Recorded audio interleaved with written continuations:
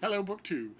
The other day, I saw a tag on Jason's channel, Old Blues Chapter and Verse, that I'm amazed I had not encountered before, and I'm I want to see a lot of people do it. So I'm gonna. It's a tag, and I'm going to do it in this video, and then in the information section down below, I'm going to tag a whole bunch of people because it's one of those tags where I want to know the answers. I'm not just curious about adding books to my recommendation pile. I also want to know, just because I want to know about you all. I want to know what your answers are to these questions. It's actually only one question. It's the BookTube Top Tens tag. I guess that Jason is compiling a database of what the favorite BookTube books are, what the highest ranking ones are, if you ask people to make a list of their top 10 books. Now, the parameters are, in one sense, fairly wide, in another sense, a little bit narrow. You are not allowed to use collected works or anthologies, so the Oxford Book of English Verse or the complete Sherlock Holmes stories or the complete Shakespeare is out. But individual poems or stories or plays are perfectly acceptable, and by the same token, you're not allowed to use the Bible. You're not allowed to use it as a single book. But the other side of it is, when it comes to most important, is to decide just how you want to do it. Are they the ones that formed you as a reader? Are they your go-to favorites? Are they the whatever the list is? There are all kinds of variations, but I think they all boil down to the same thing. I think when we say, what are your top 10 favorite books, we know what we mean. I don't think there's any real variation in that, and that's how I'm looking at it. That's how I came away from the video was, go around your library and pick your top 10 books, not the ones with whom you have the longest history, not the ones that you're the most proud of having read or mastered, not even the ones you think are the most important, but the ones that you can't do without, your own top 10 favorite books. If you thought no one was looking, although you're making a video about it, even so, if you thought no one was looking, if you thought you had no scratch line to step up to, what would those 10 books be? What would the 10 books be in your collection that you can't do without?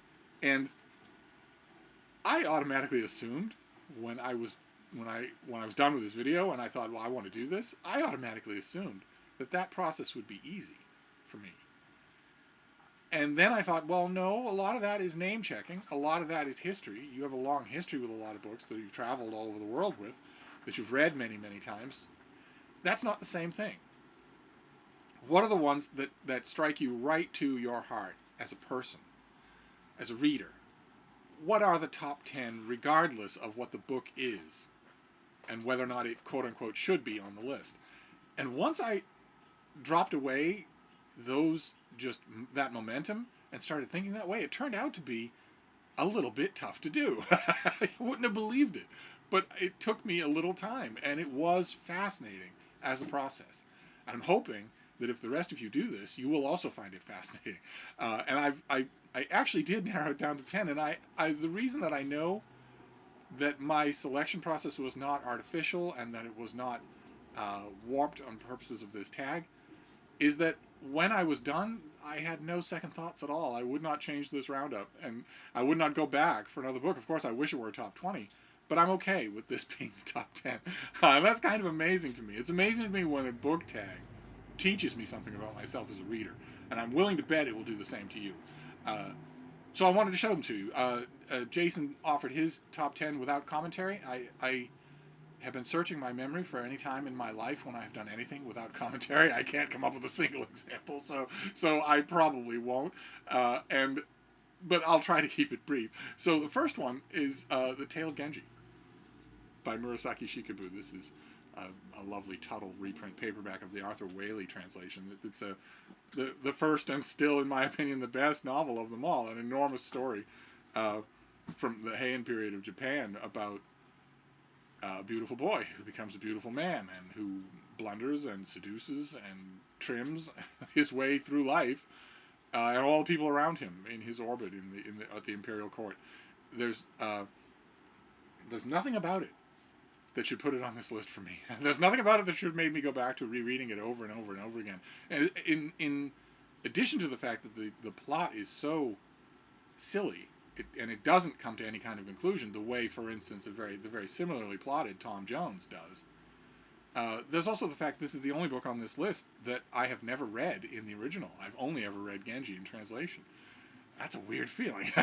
So, but nevertheless, even in translation, and even in the wildly different translations that have appeared, I fall in love with it again every single time. And I go back to it, and I can't imagine reading without it. The same thing is true of this next one. I think this is one of the only Penguin Classics that I grabbed just because I mean, I think I have a nicer edition, but this is just the one that I know really well, the one that I've grown up with, even though it's an ugly cover. This is Middlemarch by George Eliot, her sprawling novel about life in the eponymous English village that is one of the most rewarding, steeply intelligent novels that exists, in my opinion. I think it's just amazing. Like, for instance, on this particular tag, it easily beat out Tom Jones. It easily beat out Vanity Fair. It easily beat out War and Peace. So I thought about all those books. I had all of them in my hand when I was preparing this, and I couldn't do it. I couldn't pick them over this. The next one is something I've showed you on this channel before. I just didn't realize until this tag how much it meant to me, and that's The Book of Merlin by T.H. White, the author of The Once and Future King, the gigantic fantasy epic about King Arthur. And this is a thin thing that was originally meant to be, a version of it was originally meant to be the final chapter of The Once and Future King, but it was printed alone as a standalone book in which a very old King Arthur sits in on a debate with that's held between his old tutor, the wizard Merlin, and a group of animals about the worth of mankind. And it's wise, and it's bitter, and it's beautiful. It definitely makes this list. And then the next one, believe it or not, surprised me too, is a kid's book. Also something I've mentioned on this channel before. It's I Am the Mummy Heb Nefert. It's illustrated by David Christiana, and it's by Eve Bunting.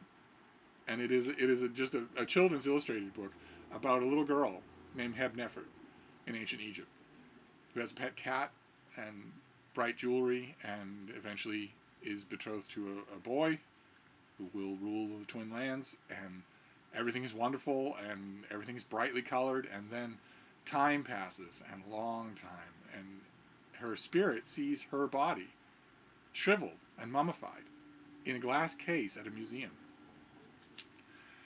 After we've seen the full riotous color of her living life, she sees herself and can't believe it. Is this me? Is this what she asks? I am the mummy Heb Nefert, black as night, stretched as tight as leather on a drum. Once, I was beautiful. It hit me like a freight train when I first read it. I read it all the time. It had to be on this list. Then the next one, also something I mentioned on this channel before, couldn't do without it.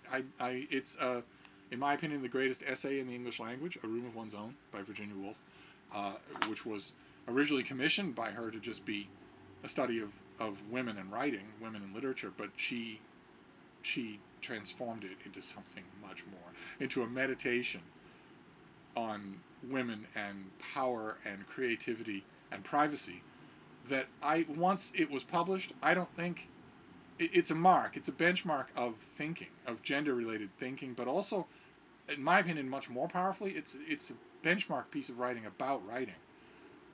And I go back to it all the time, so it's on this list. And then the next one, it could have been any number of small volumes, but when I was thinking, looking at these shelves, thinking about books that I can't do without, you have to pick just one. I couldn't pick the works of an author, so I picked this, The Trials of Rumpole by John Mortimer, about that battered old Bailey hack, Horace Rumpole, who fights a never-ending quest for the legal aid, for the slim pickings of legal aid in the courtrooms of Number 3 Equity Court, and faces down the likes of Judge Bullingham and Ollie Oliphant in order to get his clients off.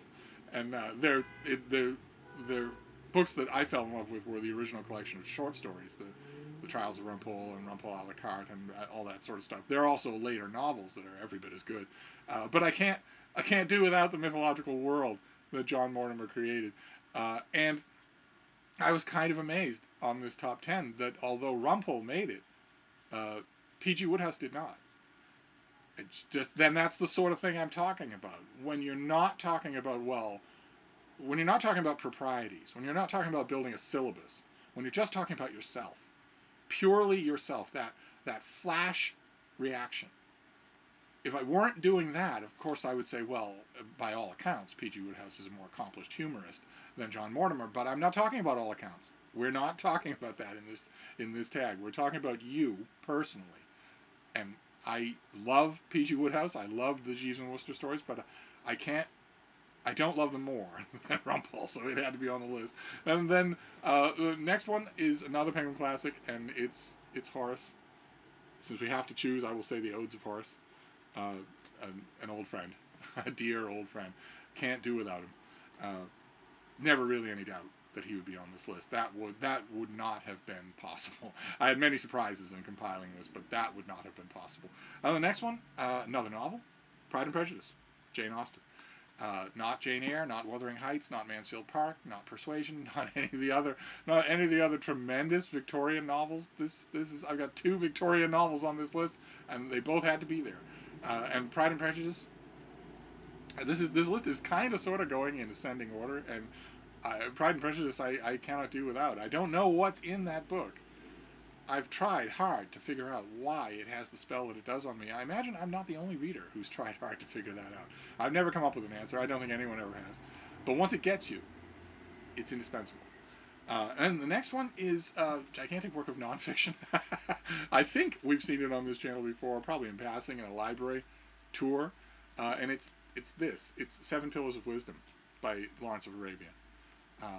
His gigantic history/memoir about his participation in the Arab Revolt during World War I that should, by all accounts, if anyone else in his time with his upbringing had written it, it would have been just another boring British military memoir of the time, just another colonial memoir of the time. There are plenty of them, hundreds of them. But Lawrence had the songs of the ancient Greek poets in his head when he was writing his own book.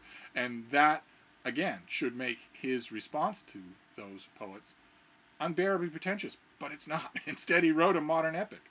Instead, he wrote an incredible modern book.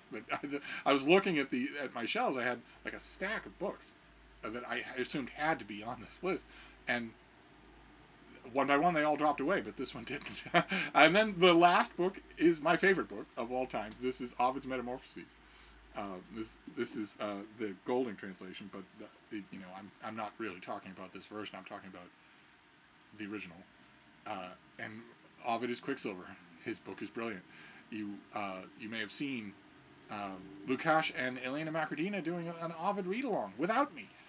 Nevertheless, I read Ovid all the time. I go back to passages and stories all the time. And that's it. Unbelievably, that is my top 10. I don't know what the rest of these books must think right now. They're probably all crying in their spiked punch. But I want to know what the rest of you do when you do this. When you go to your bookshelves and cancel out any kind of momentum. Cancel out any idea that anyone is looking over your shoulder and just pick your own top 10 books. What would they be? Pick them and then share them. So I'm not gonna name anybody now. Instead, because I know I'll leave people out. Instead, I'm gonna do my best to leave a long list of people down below. And I'll wrap this up for now. But I'll see you soon. Thank you, BookTube.